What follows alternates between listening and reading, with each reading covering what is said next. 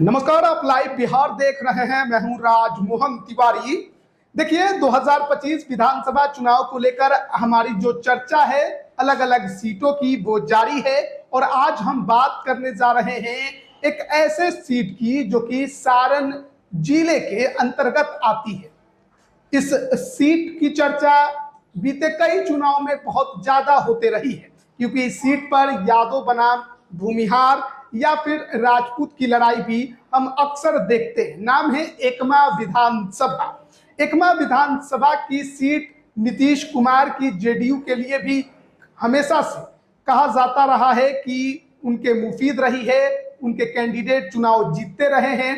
लेकिन 2020 के चुनाव में कई सीटों की तरह एकमा की सीट पर भी नीतीश कुमार की पार्टी यानी जेडीयू को हार का सामना करना पड़ा।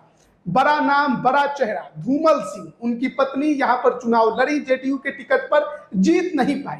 यहां पर आरजेडी ने बीते चुनाव में श्रीकांत यादव को कैंडिडेट बनाया, चुनाव जीतने में कामयाब रहे। लेकिन वहीं तीसरा मोर्चा बनाने की कोशिश लोजपा के कामेश्वर सिंह ने की थी और वो लगभग 30,000 वोट लेकर आए थे। तो 2025 के बदली हुई परिस्थिति में यह सीट किसके खाते में एनडीए के अंदर जाते हुए नजर आ रही है। तो वहीं दूसरी तरफ महागठबंधन में भी इस सीट को लेकर थोड़ी बहुत चर्चा छिड़ चुकी है। क्या आरजेडी लड़ेगी या फिर कोई सहयोगी दल इस सीट से चुनाव लड़ते नजर आ सकता है। हाल के दिन में यह सीट और ज्यादा इसलिए चर्चा में आई क्योंकि लालू यादव भी वहां पर पहुंचे थे और वर्तमान जो सिटिंग विधायक हैं उनके आवास पर जाकर अपने कार्यकर्ताओं को संबोधित भी किया, तेजस्वी को सीएम बनाने की बात कही। हमारे साथ राजनीतिक विश्लेषक राय प्रतीक मौजूद हैं। तो कैसे देखते हैं एकमा विधानसभा? नमस्कार तिवारी जी। एकमा जो है सारण जिले की क्षेत्र का सीट है और एकमा विधानसभा राजपूत, यादव, भूमिहार आपस की लड़ाई की सीट रही है और ये यहाँ जो बाहुबलियों की धरती है। एकमा का मिजाज काफी गर्म है। बाहुबली मनोरंजन सिंह उर्फ धूमल सिंह, जाति से भूमिहार। और एकमा जो है जमींदारी के लिए भी प्रचलित है। यहाँ पे परसागढ़ स्टेट है। परसागढ़ स्टेट इसी विधानसभा क्षेत्र का हिस्सा है। भूमिहारों का बहुत बड़ा जमींदारी रहा है और किला भी आज के तारीख में भी आपको परसागढ़ क्षेत्र का जो है किला आपको देखने के लिए मिलेगा। और इक्सरिया सारण के क्षेत्र में जो इक्सरिया कुल के जमींदार होते थे, वो इक्सरिया कुल के जमींदारों की केंद्र बिंदु जो है बनियापुर और एकमा रही है। तो बाहुबली धूमल सिंह, और धूमल सिंह की राजनीति जो है वो उदय हुआ झारखंड से, झारखंड के बोकारो से उन्होंने सबसे पहले स्क्रैप के व्यवसाय में उन्होंने अपना एकाधिकार जमाया। बोकारो से आगे बढ़ते हुए धनबाद के कोयला कारोबार में, कतरास के कोयला कारोबार में, कई सारे हत्याकांड में भी धूमल सिंह का नाम आया। कोयलांचल की राजनीति में धूमल सिंह एक जाने माने चेहरे बन गए थे। धनबाद, बोकारो से बढ़ते हुए रांची, जमशेदपुर होते हुए उड़ीसा और छत्तीसगढ़, बंगाल तक के सीमा में मतलब क्षेत्र में उन्होंने अपने स्क्रैप के बड़े कारोबार को विस्तृत किया। झारखंड से वो बिहार आए 2000 में वो बनियापुर विधानसभा, जो भूमिहारों का सबसे बड़ा गढ़ माना जाता है सारण जिले में, माना जाता था जैसे बोलिए मतलब बावन परिसीमन के बाद बहुत कुछ, परिसीमन के बाद थोड़ा सा जो है मिश्रित हो गया। लेकिन परिसीमन से पहले 1952 से लेकर 2010 तक वो भूमिहारों का दबदबे वाला सीट था। अभी भी सब सर्वाधिक वोटर भूमिहार ही है। लेकिन 2000 में निर्दलीय चुनाव जीते धूमल सिंह बनियापुर विधानसभा क्षेत्र से। 2005 में भी जीते बनियापुर विधानसभा क्षेत्र में। 2000 से लेकर 2010 तक धूमल सिंह बनियापुर के विधायक रहे। 2010 में वो एकमा आ गए क्योंकि परिसीमन हुआ और बनियापुर प्रखंड से लालाजपुर प्रखंड जो है एक नया टूटा भूमिहार प्रभावित प्रखंड है, 8 पंचायतें हैं, वो एकमा का हिस्सा हो गया। और एकमा में एकमा प्रखंड आता है और माझी प्रखंड के कुछ पंचायत आता है।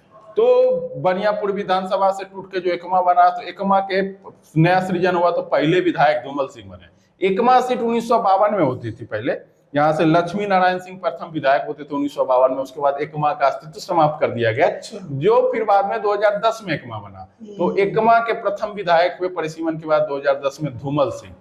10 में जीते, 15 में जीते, 20 में धूमल सिंह किसी कारण बस खुद चुनाव नहीं लड़े। ये उनकी जीवन की सबसे बड़ी भूल रही। और उसमें लोजपा ही भाजपा है का नारा ज्यादा बुलंद था। तो उस क्षेत्र में उनको हार झेलना पड़ा 2020 के। वो नहीं लड़े, उनकी पत्नी लड़ी, सीता देवी लड़ी। धूमल सिंह जितने भी चुनाव लड़े वो चुनाव जीतने के सिवा एक 2014 में वो जदयू के प्रत्याशी से, जब महाराजगंज लोकसभा क्षेत्र से जब जदयू अकेले चुनाव लड़ रही थी तो उनको 1.5 लाख के करीब वोट आया था महाराजगंज लोकसभा क्षेत्र से। तो धूमल सिंह, एक है कामेश्वर सिंह मुन्ना, ठीक है। तो अगर राजनीतिक इतिहास और दावेदारी की बात करने से पहले थोड़ा सा एकमा का मिजाज समझ लेते हैं, सामाजिक समीकरण एकमा का क्या कहता है। एकमा का जो विधानसभा क्षेत्र का सामाजिक समीकरण, इसमें 3,27,000 वोट है। यहाँ पे राजपूत, यादव, भूमिहार, यही 3 जाति 3 फैक्टर है। जिसके साथ 2 जाति का साथ हो जाता है वो चुनाव जीत जाता है। और यहाँ पे यही नहीं, इसके अलावा कोयरी, कुर्मी, धानु, इनकी भी एक बहुत बड़ी आबादी है। इसलिए जदयू इस सीट को छोड़ना नहीं चाहती। जब से एकमा विधानसभा का अस्तित्व बना है तब से जदयू यहाँ मजबूती से चुनाव लड़ी है और जीतते आ रही है। तो यहाँ पे टोटल वोटर 3,27,000 है, जिसमें मुस्लिम वोटर 33,000 है और एससी वोटर 40,000 है, एसटी वोटर भी 12,000 है। यानी एससी एसटी 52,000 है और मुस्लिम 33,000 है। मुस्लिम की संख्या कुछ लोग कम बताते हैं, लेकिन मुस्लिम सेंसस होता है तो मुस्लिम 33,000 की संख्या में है। यादव वोटर 37,000 है, कुर्मी धानु 25,000 है और कोयरी 20,000 है। कुर्मी धानु 25,000 है जदयू के हार्डकोर वोटर, कोयरी भी 20,000 है। कोयरी, कुर्मी, धानु 45,000 है, जो कि धूमल सिंह के लिए सबसे फेवर वाला पॉइंट रहता है हमेशा। भूमिहार वोट 35,000 है, 33 से 35,000। 18 से 20,000 पोल होता है, 20,000 के आसपास पोल होता है, 35,000 कुल वोटर है। राजपूत वोटर 40,000 से अधिक है। अच्छा, भूमिहारों से 5,000 ज्यादा है। राजपूत बोलते हैं हम 42,000 है, 45,000 है, हो भी सकता है, लेकिन जो लिखित आंकड़ा है वो 40,000 का। 40,000 राजपूत, 37,000 यादव, 35,000 भूमिहार, तीनों वोट आसपास ही है। उसमें राजपूत थोड़ा सा 20 है, जो एकमा का समीकरण कहता है। ब्राह्मण वोटर 15,000 है। ब्राह्मण वोटर जो 35,000 भूमिहार हो जाते हैं, ब्राह्मण वोटर 15,000 हो जाते हैं। ब्राह्मण भूमिहार मिलके जो मतलब ब्राह्मण और भूमिहारों का जो मतलब संख्या बल है वो तकरीबन एक ही जगह आसपास ही रहे, तो ब्राह्मण और भूमिहार वोटर मिलके 50,000 हो जाता है। वोटिंग का मिजाज दोनों का एक ही है। इसी के पैमाने पे धूमल सिंह की दावेदारी और मजबूत हो जाती है। कायस्थ वोटर भी 5,000 है। फॉरवर्ड में देख लीजिए, राजपूत भी है, 40,000 राजपूत हो गए, 35,000 भूमिहार, 15,000 ब्राह्मण, 5,000 कायस्थ, 95,000 की संख्या में 95,000 से 1 लाख लगभग सवर्ण मतदाता है। तो सवर्णों की बहुत बड़ी सीट है, बहुत बड़ी आबादी है एकमा विधानसभा क्षेत्र में। वैश्य वोटर देख लीजिए 37,000 है और बाकी जो अदर्स ईबीसी ओबीसी बैठता है वो है 30,000 है। तो यहाँ पे आप देख लीजिए, राजपूत, यादव, भूमिहार, यही 3 जाति है, तीनों फाइटर जाति है और तीनों आपस में लड़ते हैं।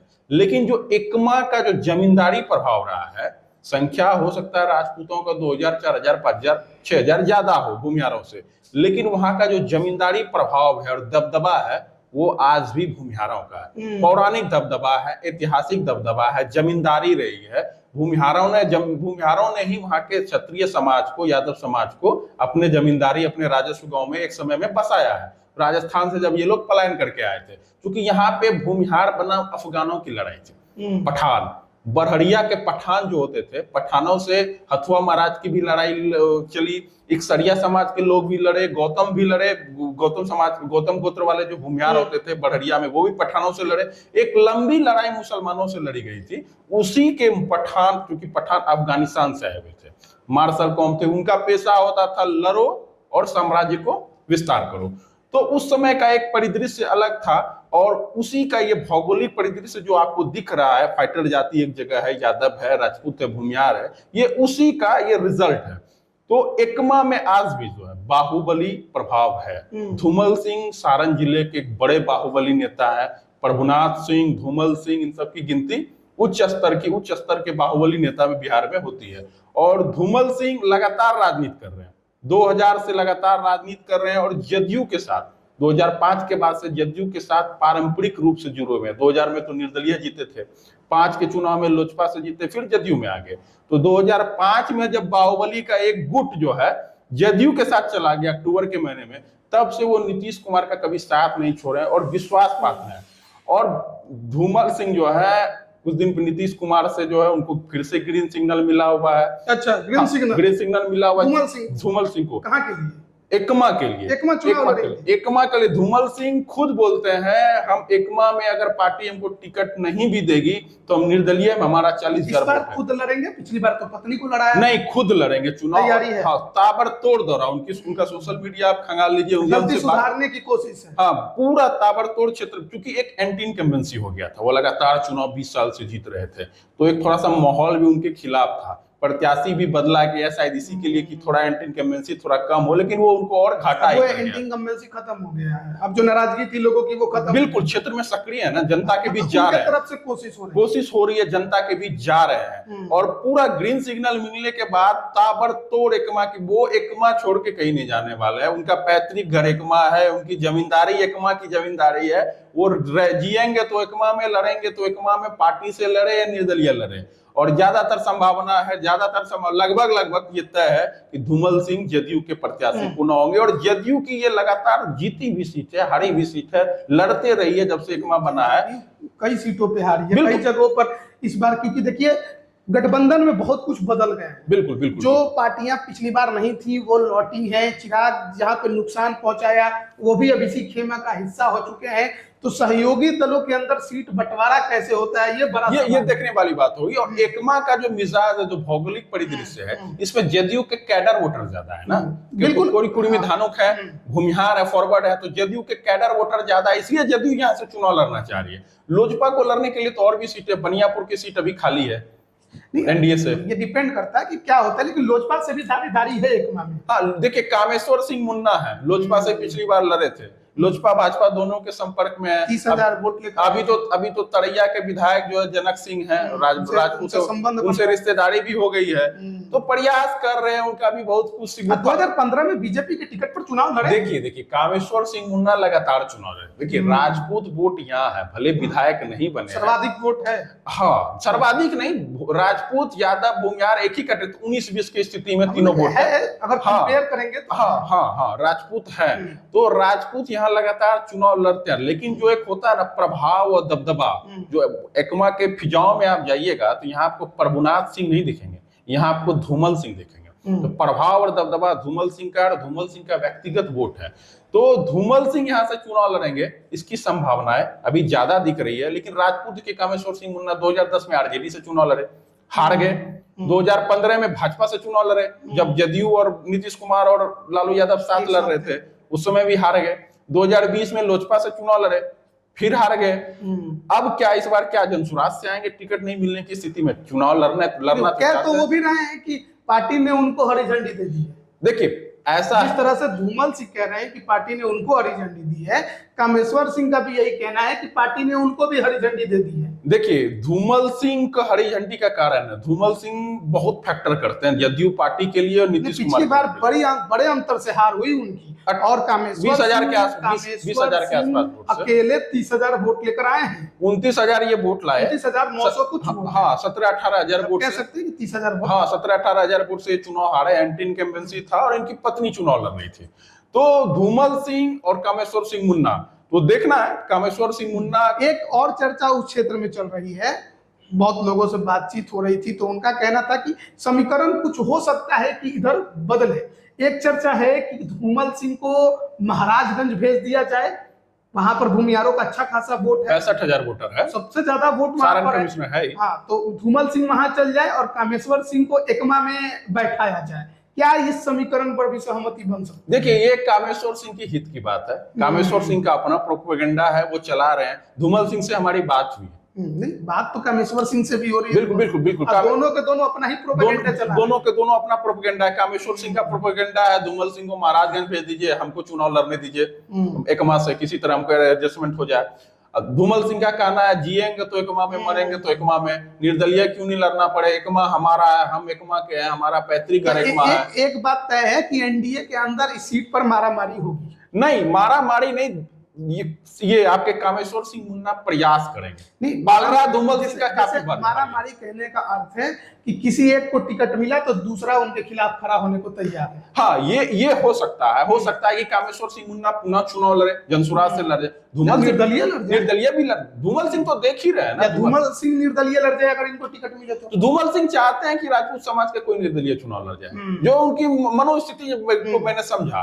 तो देखना है, क्योंकि पलड़ा धूमल सिंह का भारी है, लेकिन कामेश्वर सिंह मुन्ना प्रयास कर रहे हैं। वो चाहते हैं कि देखिए सारण जिले में ये भी देखना होगा ना कि एनडीए के भीतर में महाराजगंज लोकसभा से राजपूत सांसद, सारण लोकसभा से राजपूत सांसद, कई सारे विधानसभा से आप टिकट ले रहे हैं। अगर सब जगह से आप ही चुनाव लड़िएगा तो बाकी लोग क्या करेंगे?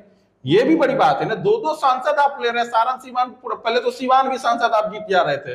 सारण कमिश्नरी में गोपालगंज सुरक्षित क्षेत्र कर जो 3 गो जनरल सीट था, सारण सीवान महाराजगंज, तीनों राजपूत सांसद थे।